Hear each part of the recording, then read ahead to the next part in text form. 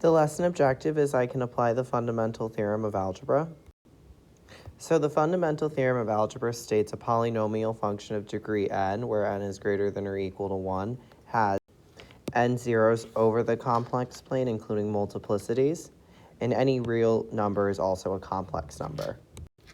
If c is a complex number of a polynomial function, then this means x minus c is a linear factor of the polynomial, and this means that all polynomial functions can be completely factored. Here we have f of x equals x to the fourth minus 24x squared minus 25. So we multiply x to the fourth and negative 25 together to get negative 25x to the fourth. We need two numbers that multiply to negative 25 and add to negative 24. So that's going to be negative 25 and 1. So we can rewrite this as x to the fourth minus x squared minus 25x squared minus 25. And then we factor by grouping. So we factor out x squared, and we have x squared minus 1. And then we factor out a 25, and we're left with x squared minus 1. So we have x squared minus 25 times x squared minus 1. So now we factor them both as a difference of squares. And we get x plus 5 times x minus 5 times x plus 1 times x minus 1. And now we set them each equal to 0. So we end up with x equals negative 5, x equals 5, x equals negative 1, x equals 1. Here we have f of x equals x to the fourth minus 4x squared minus 12. We multiply the two terms together. We need two numbers that multiply to negative 12 and add to negative 4.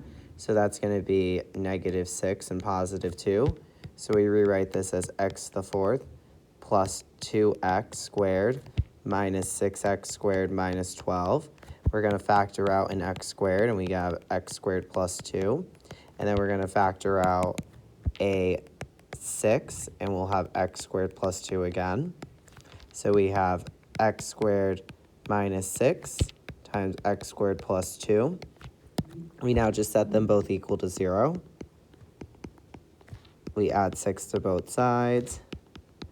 We have x squared equals 6, so x is plus or minus the square root of 6. And then we have x squared plus 2 equals 0. We're going to minus 2 from both sides. We have x squared equals negative 2. We take the square root of both sides, and we get x equals plus or minus I square root of 2. Here we have f of x equals 9x to the fourth power plus 35x squared minus 4. So we're going to multiply the 9 and the negative 4 together to get negative 36x to the fourth. We need two numbers that multiply to negative 36 and add to 35. So that's going to be 36 and negative 1. So we rewrite this as 9x to the fourth minus x to the, we're going to do plus 36x squared actually, minus x squared minus 4. We're going to factor out a 9, and we have 9x squared, and we have x squared plus 4 minus 1, and we get x squared plus 4. So we have 9x squared minus 1 times x squared plus 4. At this point, we can set them both equal to 0.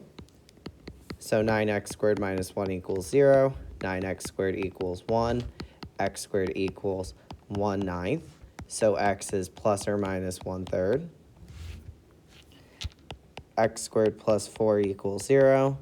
X squared equals negative 4. So x is plus or minus 2i.